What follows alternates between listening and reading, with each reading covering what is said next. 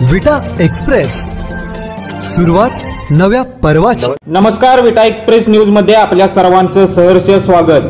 विट्यातील एका बड्या कॉलेजचा विटा एक्सप्रेस न्यूज फाडणार बुरका। विट्यातील एका कॉलेजमध्ये केला एका विद्यार्थ्यावरती अत्याचार। अनंत चतुर्थी दिवशी विट्यातील कॉलेजमध्ये भांडण झाले होते।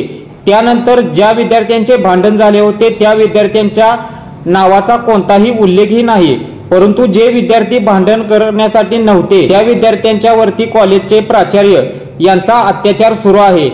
त्या विद्यार्थ्यांवरती कॉलेजचे प्राचार्य अत्याचार करत असल्याचे त्या विद्यार्थ्याकडून समजत आहे।